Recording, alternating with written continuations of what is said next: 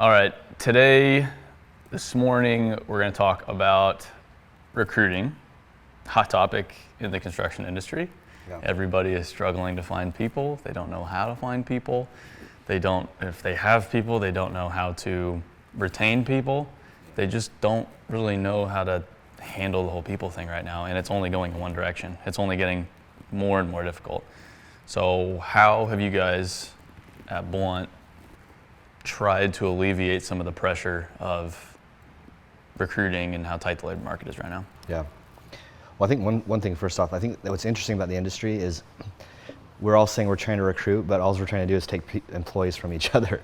Oh, yeah. Right? Like there's not a lot of, there's definitely some movements, some states better than other, to bring people into the industry, but it seems like more common is how do I get one of my competitors' employees, somebody who already knows what's going on and they don't really have a program to train new people. And we can definitely improve on that as well. Well, it's just a zero-sum game. Yeah. If everybody's taking from everybody, ultimately it screws the entire industry. Yeah. I've talked about this with Herb Sargent quite a bit. Yeah.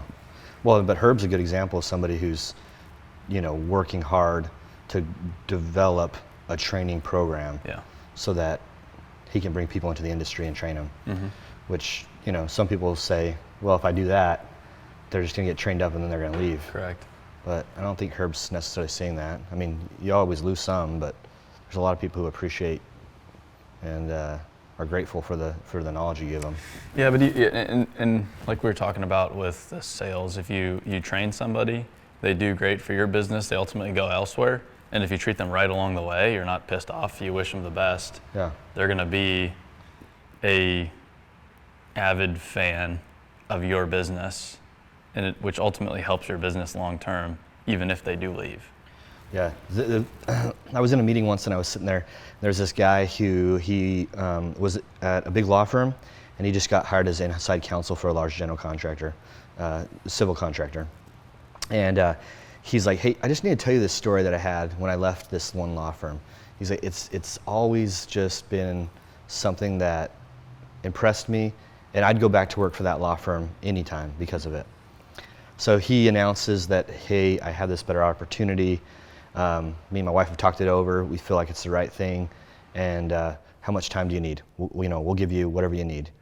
And the firm said, hey, about 3 or 4 weeks is probably what we need. And like on week 3, they surprised him with a cake and a little company party and said, hey, thanks for all you've done. We're going to miss you. We wish you the best. And he's like, because of that, I've sent people to that law firm. Yeah. Because of that, I would go back to that law firm. And so it kind of opened my eyes a little bit. Have we been great at this always? No. But since then, there's been several times where we've heard somebody's leaving and we sent out an email that's like, hey, we just want everyone to know so-and-so had this opportunity, and we talked to them about it, and it's a really good opportunity. Yeah. And it's what feels right for their family. So we're gonna bring in lunch one day next week. Let's sit down as a team. Let's just thank him for what they've done and wish him the best. And that, like you said, that matters, and that helps people who leave the organization send people to the organization, not say all the things that are bad, right?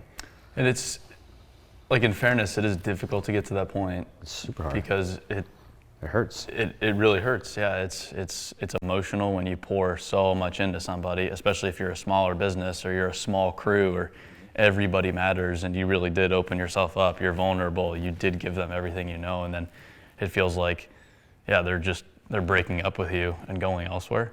And so it is hard to overcome that initial emotional response.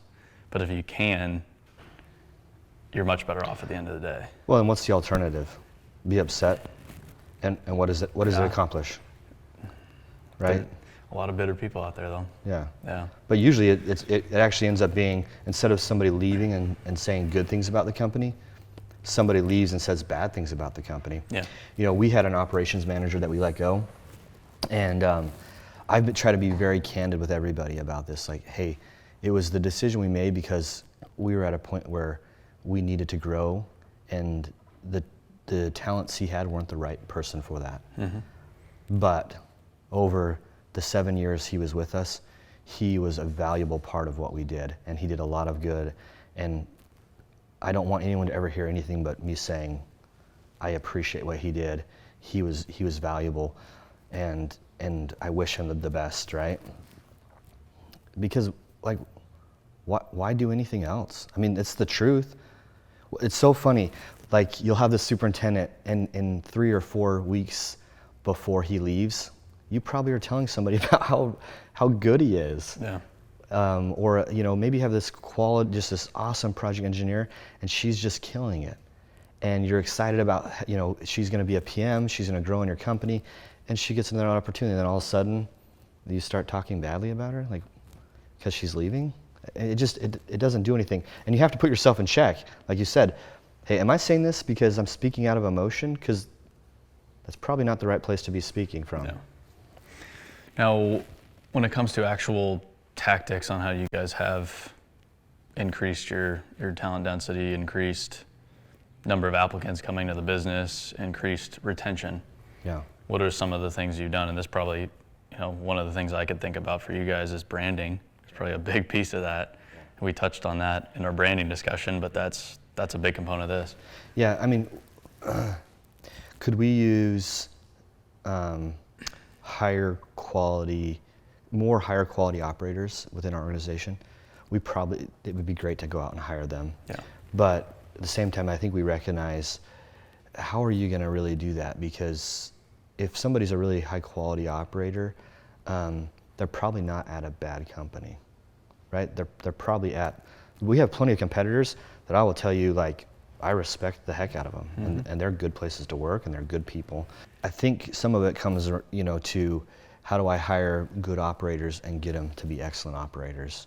We're kind of lucky where I feel like we do have quite a good pool of good operators applying on a regular basis. It's just that process of getting them to excellent. And I think some of that's because, a good operator might have really good skills, but doesn't have leadership. Mm-hmm. So hopefully this platform helps not only the industry, but even within our own company, us teach some of these principles to people who it's kind of hard to get them into the classroom on a regular basis. It's hard to, share these leadership principles. But, a great motor grader operator, he's leading a job. Yeah. Right? Or a great excavator operator, he's leading the cut usually, right? And so I think that's kind of the difference between great and good and great. And so I would say our brand is a huge part of us just getting a lot of good applicants. The other thing I think is people don't realize the power of social media, and we're just really starting to wrap our heads around this, but you can get a lot of applicants, very targeted applicants, through social media, Yeah. through really leveraging that technology to find those people, get ads in front of them, get them to your website, get them applying, and that just increases the pool. Yeah. Yeah, our business is different, but I don't think there's really a single person at our business that would be here without social media. I think I could trace every single person back to, because we were on social media, they now work for us. And it just creates opportunities you wouldn't even thought were possible. Like, I had coffee with a guy yesterday that drove down from Chicago to Nashville to learn more about our business because he's been following us on social media for a long time now. And he's not really in the industry. He's not even in the industry. Yeah. And I'd never met the guy until yesterday, but he already knows everything about us. So he already knows that this is the company I want to work for. And we get messages like that all the time of, I see what you guys are doing, and I just want to say, I got more emails last night about it. I want in on it because we are putting ourselves out there. We're educating people about what we're doing, what we're about, who our people are. They know everything about us before they ever walk in the door. Yeah. And a contractor can do that exact same thing. It's the same principle. Yeah. Well, and we're seeing it. Yeah. Through Instagram messages, LinkedIn messages, just like you, I get those daily. Yeah.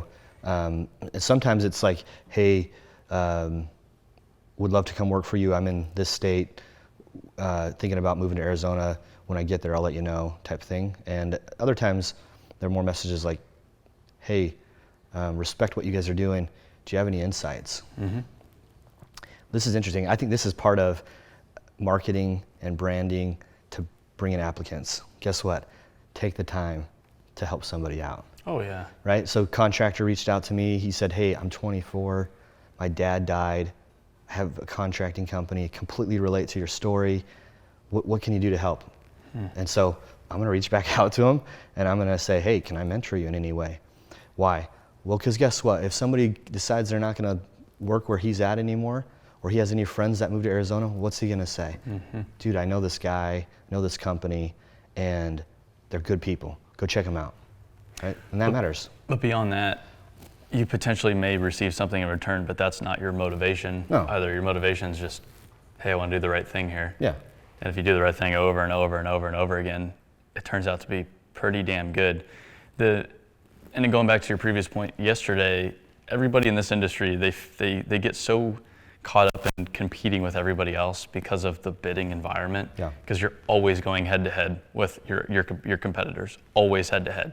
And in a very detailed manner, like there's a scoreboard and you can see exactly where everybody's at almost every single day of every week. So you get in your head about these are the enemies, but they're not. And especially when it comes to people, labor, we need to work together as an industry to get that next generation in.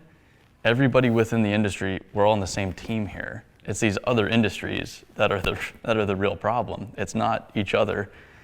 Yeah, but there's no scoreboard there. That's hard. I think that's Exactly. why It's hard to quantify. Like you say that it's hard for people to realize, like, the game we're playing when it comes to attracting talent isn't it really that much against each other. Yeah. Like, do you want a good employee that already knows the industry? Yes, but the shortage we're seeing isn't going to be solved by taking each other's employees.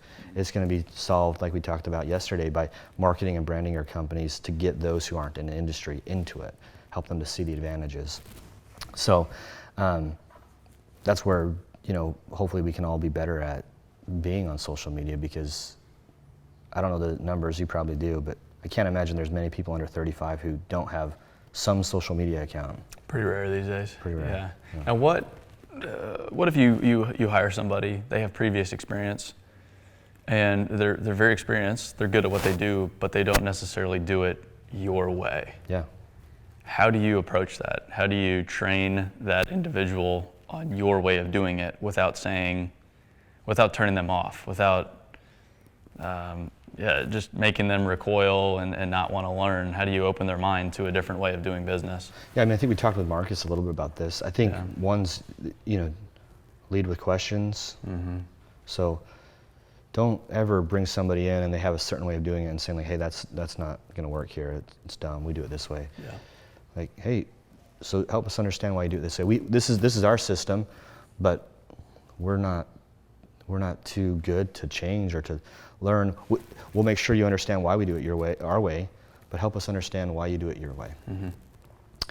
What happens usually there is you learn something, because if they're coming from somebody and things are going well, or they're doing well there, they probably got a few things you can learn. Yeah.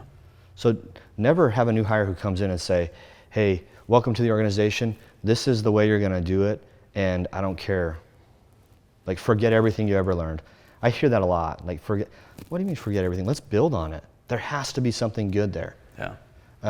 And so I'd say, first off, is just recognize they know things, recognize they're good at what they do, and try and learn, and then help them understand why your system is the way it is. Because there's probably reasons for the way you do it. Well, even if they don't know anything, there's still value in fresh perspective. Yep. And that's what I tell everybody coming into our business is, hey, maybe you're not as experienced as everybody else, or maybe you are.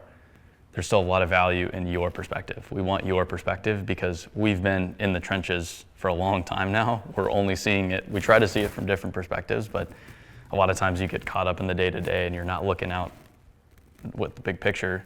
Someone new to the organization can point out problems that you're completely blind to very quickly, very easily. Yeah. That's what's been so fun and cool about the acquisition is you have us, Blunt, a 20-year-old organization, almost all of our leadership under 50, I think all of it under 50. And then you have the Clyde Companies, which is a 100-year-old organization, and their perspectives are quite different on a lot of things. but we're doing a lot of this, and man, we're going to be so much stronger because of it. Because there's things that we're learning from them. There's a lot of things they're learning from us, and we're kind of meshing those together, and it'll be super strong. I think just having that culture alone kind of organically helps bring recruits in. You know, if you have 100 people and they all love what they do, man, they're telling everybody they love what they do. Yeah. And I mean, you saw that with NACO, right? Like, the people love what they do, and I can't imagine they're not telling everybody about it. And amazingly enough, they don't have a hiring problem. Yeah. In mining, where you would say, like, in remote locations, generally speaking. Yeah, yeah, it's no accident. What happens if you have, and I had someone reach out about this about a week ago. Okay. They have a really high performer who is poisoning the well, so to speak. So, and it's a small business. They need people desperately, and they just don't know what to do. They don't know how to handle the situation. I asked, have you had those tough conversations? Have you tried to correct it? And they said, yeah, I have. Yeah. And so this is, I'm in a hard spot. I've tried to correct it. I haven't been able to correct it. I'm a younger guy, so I don't necessarily have that authority. He's doing the work. We're asking him. We're a small business. We can't go get a guy to replace him tomorrow, but he's causing a problem for the organization as a whole. How do you approach a situation like that? Yeah, that's tough. I've had to do that a few times. I've had to let go of family members, and that's not fun. I mean, I obviously don't understand the whole scenario here, but I would tell you, generally speaking, what I've learned from my experience, and then also from talking to many other executives about the same thing, is the organization's better off without a person like that. Everybody around him or her will take a big breath and be like, thank you. How can I step up? We'll make this work, right? The team will be stronger because of it. That poison really affects an organization.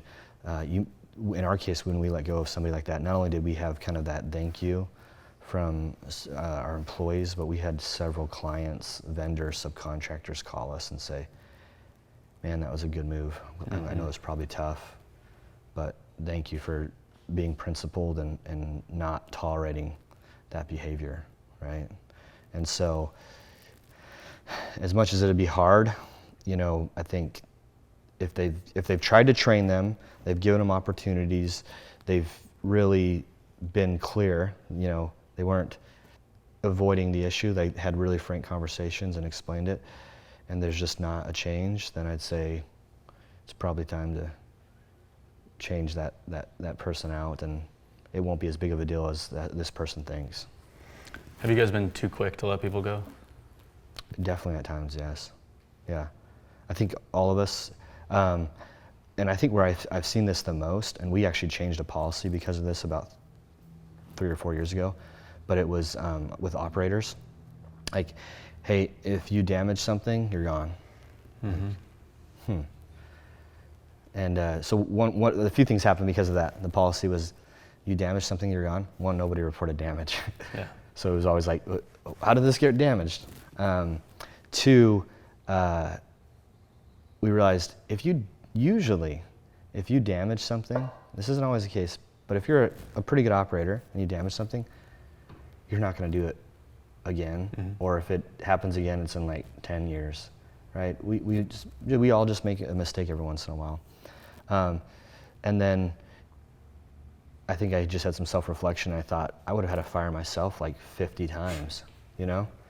So don't be quick to fire, because if you teach through mistakes, you're going to get a really strong person, right? Like, we don't get stronger without lifting weights, right? Like, you need that resistance. And in our professional careers, the resistance is generally hard things, and we often make mistakes. Yeah. You know, lifting to failure is a way to have muscle gains. So being challenged and failing is a part of the process, as long as you're helping them do it with correct form, you're helping them, you know, recover. So, you know, that's I think what I think. And I also, you know, when we're talking Marcus, we talked about this a little bit, but I think being a leader is a lot like a parent. And, you know, you wouldn't just give up on your kids for the first mistake. So I know it's not exactly the same, but work through those things. And if you do, you'll have a better culture. It'll bring more people in because they see like, hey, they care about people. Yeah. We all say that, but at the same time, did we really care about people if we fired them because they hit something? Like, that's saying it, not doing it. Well, and not only that, but now they're afraid every time they show up to work. And when you're afraid, your quality of work's probably not as good as it could be if you were, you had a little bit of grace involved there. And I've seen people fired on the spot. Like I remember a guy, he backed into something with a skid steer. They pulled him out of skid steer, just fired him right there. Yeah. It just doesn't really make sense to me. And I think a lot of the labor issues the industry's facing right now are almost self-imposed. Yeah. Because of mentalities like that, because of policies like that. Yeah. We've created a lot of the problems we're facing right now. Yeah. Ourselves. Yeah. Oh, for sure. And it goes back to extreme ownership. Yeah. This is our responsibility. This isn't anybody else's. No one's gonna save the day. Colleges aren't gonna reach out to their art industry and be like, hey, how can we help direct kids to you guys instead of these banks that are giving us a lot of money? It's not gonna happen. Yeah. Or even just like you said, maybe it's because we are too quick to fire, or like how good are we at helping a laborer see the career path and providing him training, saying like, hey, if you're here and you labor for 5 months, if you do these 3 or 4 things, then we can help you start learning how to grade check. And then after a year of doing that, then you can learn this. But there's not that career path. We're not good at giving a career path to those entry-level positions. I think as an industry, we've gotten better at saying, hey, here's a career path if you're a project engineer. But for the laborer to become what they want, so maybe you're a laborer and you want to become an excavator operator, that's what you want to do. I'm not sure that there's many companies who really have a clear way for an entry-level laborer to get where they want to be. Mm-hmm. Who's, with all of this, with outlining a potential career path, with teaching people, with anything we've been talking about, whose responsibility is that? Is it, the HR person's responsibility? Is it the company owner's responsibility? If I'm a foreman, is it my responsibility? Who plays a part in this within an organization? Yeah. I mean, my answer is all of them. Yeah. Right? Like, so, the topic of mentoring is one that I'm passionate about, and it's because I think we try so hard to make this mentoring like this program. Yeah. Like, 5 steps. We have to do this. When I was growing up in the industry, and I think many of the people who I consider my peers, they'll tell you there was no program. Just the leaders took time to mentor. Mm-hmm. And so what I tell people is, hey, if I have a thought, I do this on a regular basis. Our people, maybe they get annoyed by it, but I think they appreciate it. We'll be doing something, I'm like, oh man, I'm reading a job, like we use Teams, so I'm reading on the project, I see a picture, I'm like, hey, guys, just saw something, I think I need to share with you guys a mistake I made once. Seems like we're maybe getting ready to go through a similar experience. Let's meet in the conference room, 10 minutes. Mm-hmm. We all walk in the conference room and say, all right, so this is what happened. This is the project, this is the scenario, this is what happened. Right now, it looks like this is what we're getting ready to do. How do we avoid making the same mistake? That's mentoring. You're sharing the knowledge that you have with somebody else. And it doesn't take long. Or you show up on a job site, instead of like fixing everything for everybody, just grab a few people and say, hey, let's walk around, let me tell you what I see. This is what I look for. One of our project managers who's on the drilling and shoring side of things, on a regular basis, I'll show up and say, hey, let's just do a walk. I want to share with you what I see and what my thoughts are. Walk the job site and say, all right, now make sure you have those conversations with the superintendent and the foreman. Not from a place of this is how it needs to be, just, hey, I'm walking the site, this is what I'm noticing, I'm here to help make sure we don't have any blind spots. You might be on top of it, but I just want to share with you some of the things that I'm seeing. And I point out, hey, we all have different perspective. It's easy to do that when you're a project manager because you're not in the middle of production and vendors and all these things. And so I think mentoring can be very informal. And the whole idea is take the time, find the time, to share just a little bit of what you're thinking and why. Yeah, and a lot of young people, they're fooled into thinking it is like this formal agreement. Yeah. Like, hey, Randy, will you mentor me? And here's our contract, and we're going to sign our names to it, and you're going to allot me 1 hour a week. And it's not like that. Yeah. But who are you more willing to mentor? And this goes to, are you willing to mentor some guy that doesn't really care, or somebody that's maybe they're not the best, but they're hungry to learn, they're asking questions, they're doing their best? Yeah. I mean, I think for me, as much as I'd like to say, hey, I'm willing to mentor anybody, the reality is it's the ones who you can tell want it. Yeah. The ones who care about the organization, the ones who want to be better, the ones who, like, you don't need to work a ton of hours, but the ones who are willing to. It says, like, hey, you notice walking out, there's somebody who happens to be there late a lot. You check in with them a few times, hey, what you working on? Oh, I'm just working on my work plan for tomorrow. Maybe this person wants it. Mm-hmm. And that's just what happens. And so I don't always think working a lot, we don't want to equate working a lot with high performance, but at least there's desire. And you can train how to work smarter, but seeing that desire is probably often what helps leaders know, hey, this person would benefit from mentoring. Being in a leadership position in the dirt world, how is your approach to people different now in your 30s compared to your 20s? Yeah. When you just stepped into the business versus now? Yeah. I mean, where I lucked out is because I was a leader so young, pretty quickly I got to be able to have my own mentors that were construction owners in the same industry or related industries that I was able to sit down with every month. We had a group and I could learn from them. So my progression, I definitely cannot attribute just to me. Like, there's so many people who've contributed to it. What's really the difference is patience. And I think if, like, a lot of the good operators are in their 40s or at least late 30s, and I think if they would just remember what their career was like early on, they would tell you they made a lot of mistakes. So let's just be more patient. I feel like for whatever reason, so many of us aren't. And maybe that's because what was modeled to them is what they're replicating. Mm-hmm. And I think that's probably accurate. Most of them will tell you, like, my bosses had, they did not tolerate that. Oh, you want to learn the piece of equipment? Do it on your own time, mm-hmm. after hours, right? Well, it's a little bit different now. You can't let somebody stay on a job site and run a piece of equipment on their own. Most insurance companies won't allow it. Like, mm-hmm. they want a supervisor there. So times are a little bit different, but ultimately I say the biggest difference between then and now is patience. I think the second is communication, learning that we're all pretty bad at communicating. So ask questions, make sure they tell back to you what they understand, so you can see the gaps that are there because you probably communicated poorly.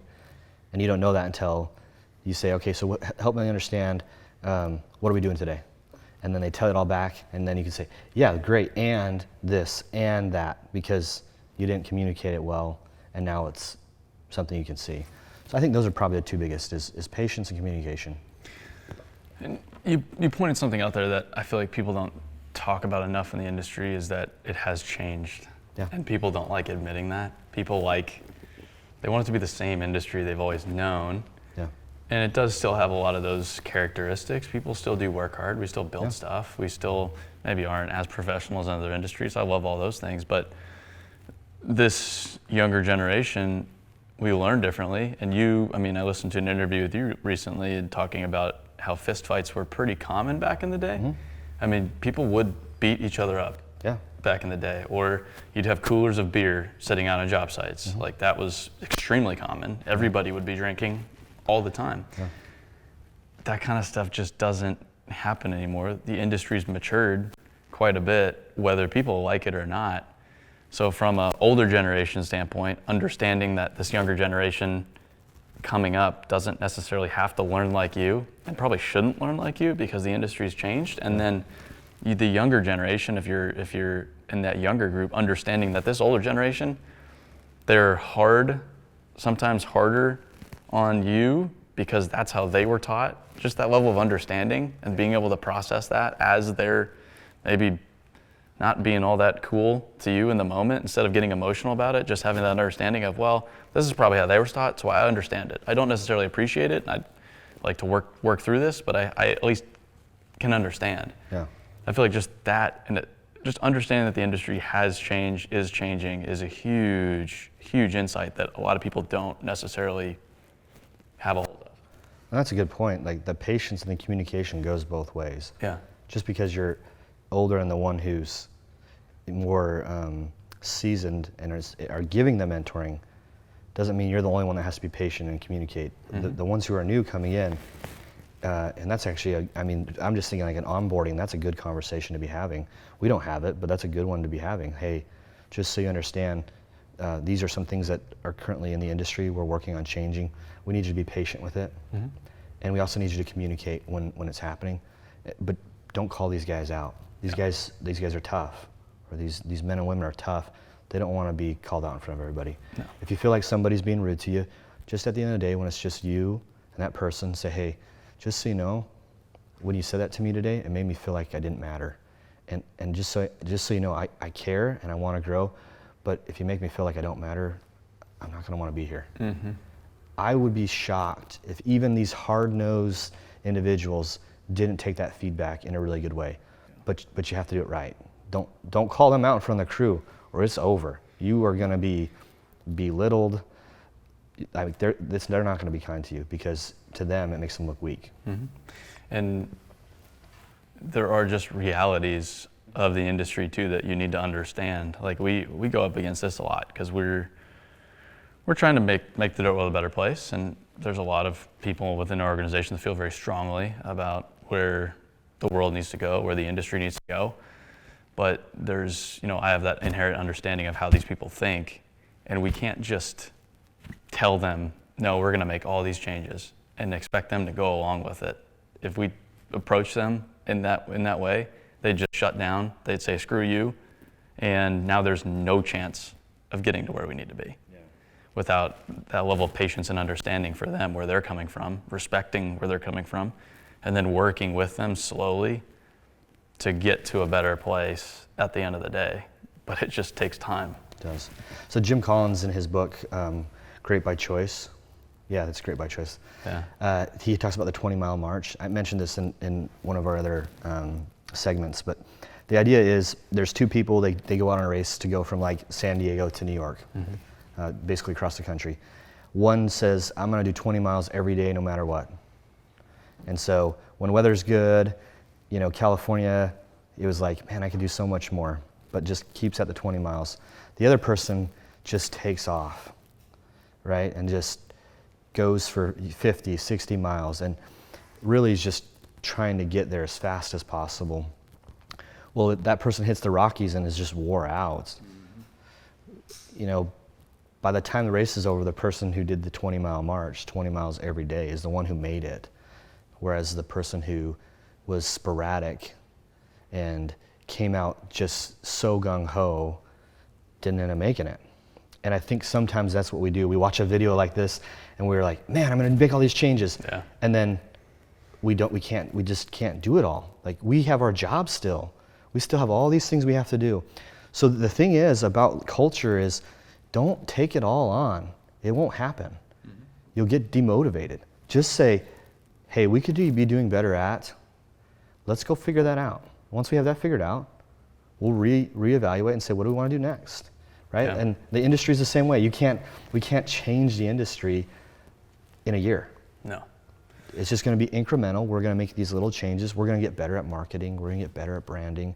We're going to show off our people. Then we're going to improve cultures in all the companies. We're going to be better at educating. Before we know it, we'll look back and say, man, we've really changed. Mm-hmm. But it's not going to be quick. And it can't be, because we all have to grow personally to make that happen. And everyone who's alive knows that doesn't happen quickly. Otherwise, we'd all be, I'd have six-pack abs if it happened quickly. And it doesn't happen that way. Mm-hmm. At least it hasn't yet. Yeah. Surgery, maybe. Well, and this reminds me of there's a mining company, and they wanted to become more diverse. Yeah. And diversity it's a can of worms. You can go in a million different directions, and I see companies all the time trying to take on every different direction on day one. Yeah. And what happens is they probably regress in a lot of cases and go nowhere. Yeah. But this company was, okay, if we want to become more diverse, what's one opportunity that we really think we could make a difference at? Yeah. And it was recruiting more women. Yeah. Hey, our workforce, all male. Maybe we could find some more women. Yeah. That was it. Yeah. It wasn't, we're going to go do 100 different things. It was, we're going to go recruit more women. Yeah. And then once we do that, then we're going to go on to something else. Yeah. Yeah, like, hey, we could increase our workforce by 100% because 50% of the country is women. Because we've been ignoring half the population. Okay, that seems like a pretty practical, but Yeah. to some that would be like, well, that's very obvious. Okay, like good for you. Pat yourself on the back. Wow, you're recruiting women. Like that's what the rest of society has been doing for a while. But that's where this industry is behind in a lot of ways. But that's the way to really change it, is to take that one issue, and maybe it's not diversity or whatever. Maybe it's your culture. Maybe Yeah. there's all these problems within your culture. You're firing people because they're backing into stuff, or you're firing people because you're not patient, or you're blaming people because they're just not doing what you need. You could, we have a lot of issues. It's just not productive to go look at all of them. It's most productive to, hey, what's one I really want to focus on? Let's take that one on, create that momentum, and then see where we get from there. Yeah. And I think if you're an executive and you're watching this, or if you're in any leadership role, one of the ones that's really easy to do that you should just get done with this video and do is mentor. Mm-hmm. Like, doesn't have to be formal, but just make a goal, a note somewhere, and check in on it every week. Who did I mentor this week? Mm-hmm. What did it look like? Who can I do that with next week? It's so easy, and it doesn't have to be, like, I think when you come to like these programs and you start putting together paper and all these things, it starts getting just hard. But mentoring doesn't have to be. It's really one note to yourself that says, I'm gonna make sure I mentor somebody for 20 minutes this week. And then you start doing it and it just becomes firsthand. And before you know it, you're mentoring, a couple hours a week, and the people in your organization are getting better and they're seeing it. Like, hey, this is what he's doing. And then they start replicating that same behavior. Yeah. And your culture changes, your people get better. So I'd say, like, there's a lot of things we need to do, but mentoring is an easy one. It's low-hanging fruit that anybody in a leadership role can watch this and say, I'm gonna be better at that, and just go do it. I mean, anybody, period. Everybody's in a leadership role. Correct. And you can be, like I said, the most inexperienced person out Exactly. there. There's still opportunity for you to teach. Yeah. Maybe, hey, I understand social media and where this could play a part in recruiting for my business. I don't know a whole lot about this, but I might be able to help there. Yeah. It can go both ways. Anyone can do it. And I'd say mentorship's a big one, and just learning how to communicate more effectively, like we've talked about a lot over the past few days, that's something you can do, and you could just practice even one of the things we talked about with Marcus. Yeah. Just maybe asking more questions. I'm just gonna ask more questions. Become a more effective communicator. Now you're a more effective leader. Now you can accomplish more. Now you can inspire other people. Now you can teach others more clearly. Yeah. That workshop that we did with Marcus, like, I can't wait for it to be published so I can go back and watch it. I'm with you, yeah. I'm like, man, I need that. I need Yeah. help with that. So, yeah, I think you're spot on there.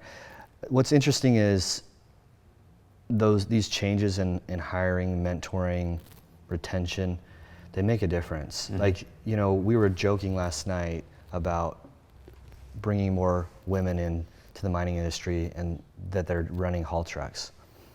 And it seemed like a radical idea, but obviously it was a very simple one. And the results aren't surprising whatsoever. And we were just joking how they probably could have called any insurance company in America and said, hey, currently all of our haul truck drivers are between the ages of 18 and 28, and we have an issue with safety. Are women more safe than men in that age group? And they'd be like, yeah. And here's a lot of data to There's prove a lot of it. data to prove it. Yeah.